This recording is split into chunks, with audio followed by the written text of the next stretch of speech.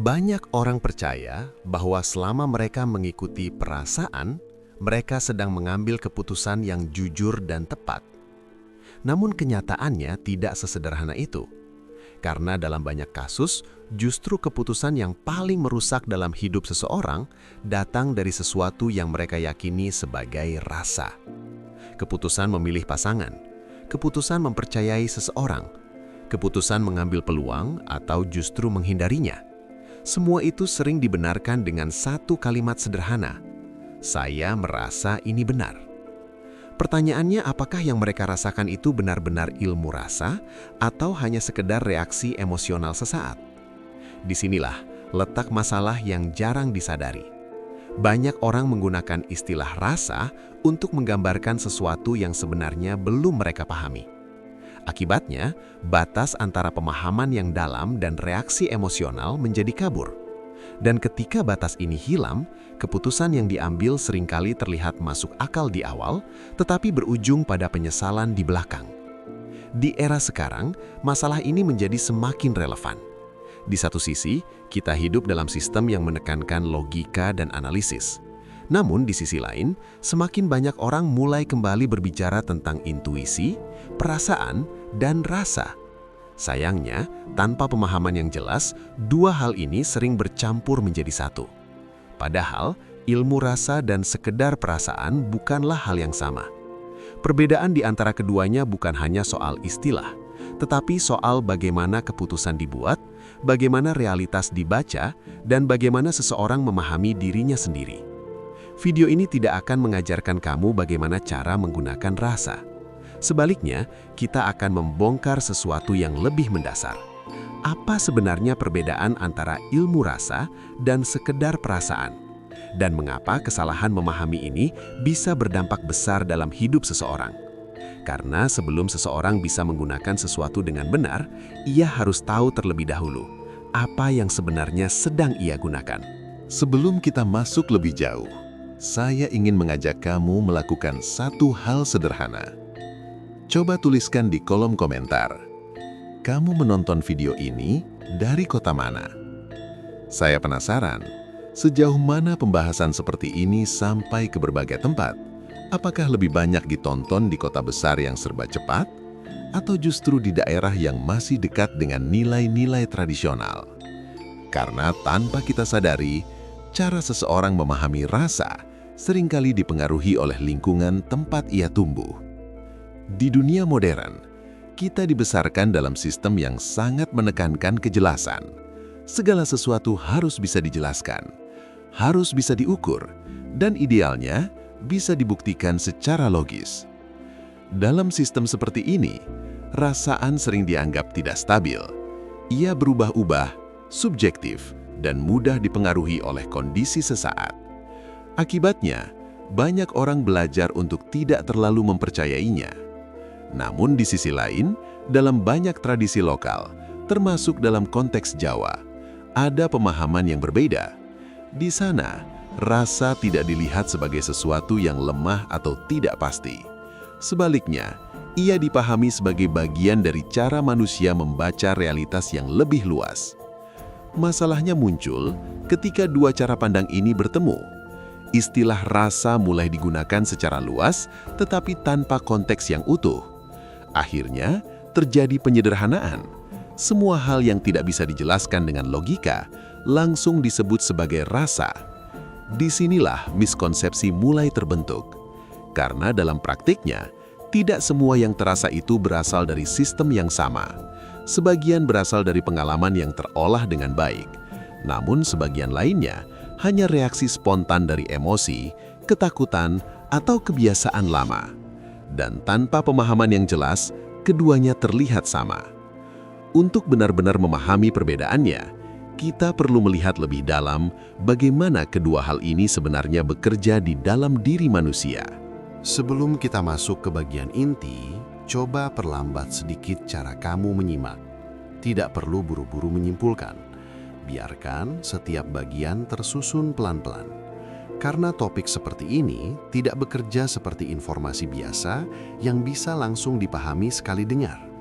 Semakin tenang kamu mengikuti alurnya, semakin jelas perbedaannya akan mulai terlihat. Sekarang kita masuk ke inti mekanismenya. Untuk memahami perbedaan antara ilmu rasa dan sekadar perasaan, kita harus melihat bagaimana keduanya terbentuk. Yang pertama, sekadar perasaan. Perasaan muncul sebagai respon cepat terhadap stimulus. Seseorang mengatakan sesuatu, kamu merasa tersinggung. Melihat peluang, kamu merasa tertarik. Menghadapi situasi baru, kamu merasa cemas. Proses ini cepat, otomatis, dan sangat dipengaruhi oleh kondisi saat itu.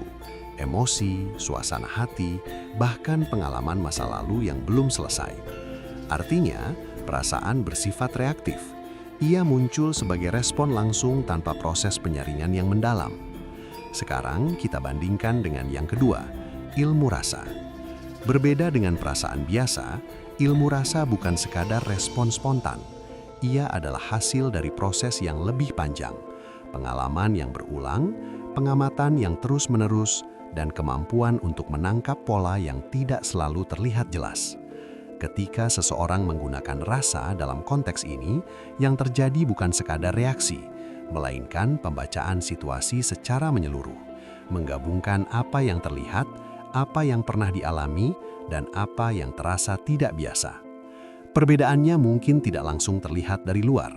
Keduanya sama-sama terasa seperti feeling, tetapi di dalamnya prosesnya sangat berbeda. Yang satu cepat dan emosional, yang satu lagi lebih tenang, lebih stabil, dan biasanya muncul tanpa dorongan yang kuat. Dan semakin kamu memperhatikan ini, kamu akan mulai menyadari satu hal. Tidak semua yang kamu rasakan berasal dari sumber yang sama. Ketika kita mulai melihat perbedaan mekanisme tadi, muncul satu konsekuensi yang cukup penting. Tidak semua hal yang terasa kuat layak untuk dipercaya. Dan ini seringkali menjadi titik di mana banyak orang mulai keliru. Karena secara alami, manusia cenderung mempercayai sesuatu yang terasa meyakinkan. Semakin kuat perasaannya, semakin dianggap benar. Padahal, dalam banyak kasus, justru perasaan yang paling kuat adalah yang paling reaktif. Misalnya, rasa tidak suka yang muncul tiba-tiba terhadap seseorang. Atau keyakinan instan bahwa sebuah keputusan pasti akan berhasil. Hal-hal seperti ini sering dianggap sebagai rasa. Padahal, jika dilihat dari mekanismenya, itu lebih dekat ke reaksi emosional cepat, bukan hasil dari pemahaman yang matang. Di sisi lain, ilmu rasa justru sering muncul dengan cara yang berbeda. Lebih tenang, tidak memaksa, dan seringkali tidak disertai emosi yang berlebihan. Masalahnya karena tidak terasa kuat, banyak orang justru mengabaikannya. Disinilah terjadi paradoks.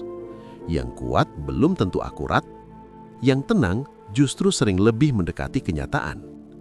Dan ini bukan sesuatu yang mudah untuk dibedakan tanpa kesadaran. Sekarang saya ingin mengajak kamu berpikir sebentar. Coba ingat kembali beberapa keputusan yang pernah kamu ambil. Pernahkah kamu merasa sangat yakin terhadap sesuatu, tetapi akhirnya hasilnya tidak sesuai harapan? Atau sebaliknya, pernah merasa ragu tanpa alasan jelas, tetapi ternyata ada sesuatu yang memang tidak beres?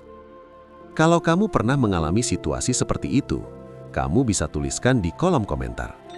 Tidak perlu panjang. Cukup ceritakan singkat pengalamanmu. Karena dari situ, kita bisa mulai melihat bersama bahwa perbedaan antara ilmu rasa dan sekadar perasaan bukan hanya teori, tetapi sesuatu yang benar-benar terjadi dalam pengalaman nyata setiap orang. Kalau kamu perhatikan sampai titik ini, mungkin ada satu hal yang mulai terasa berbeda. Bukan karena kamu mendapatkan jawaban baru, tetapi karena kamu mulai melihat sesuatu yang selama ini terasa membingungkan dengan cara yang lebih jelas. Selama ini banyak orang terjebak dalam satu pola yang sama. Mereka mencoba mempercayai semua yang mereka rasakan, lalu kecewa ketika hasilnya tidak sesuai. Atau sebaliknya, mereka menolak semua perasaan dan akhirnya kehilangan kemampuan untuk membaca situasi yang tidak bisa dijelaskan oleh logika. Dua-duanya tidak benar-benar menyelesaikan masalah. Namun ketika kamu mulai memahami perbedaan antara ilmu rasa dan sekadar perasaan, ada satu perubahan penting yang terjadi.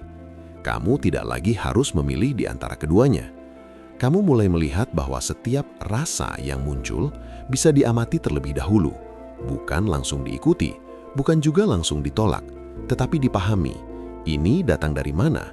Apakah ini reaksi cepat atau hasil dari pemahaman yang lebih dalam?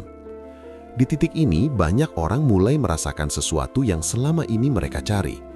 Bukan kepastian mutlak dalam setiap keputusan, tetapi kejernihan dalam melihat apa yang sedang terjadi di dalam diri mereka sendiri. Dan dari kejernihan itu, keputusan yang diambil biasanya menjadi lebih stabil, tidak lagi terlalu reaktif, tidak juga terlalu kaku.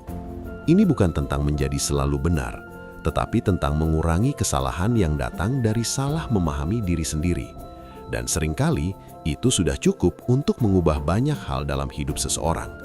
Karena pada akhirnya, masalah terbesar bukan pada dunia di luar, tetapi pada bagaimana kita membaca apa yang terjadi di dalam diri kita sendiri.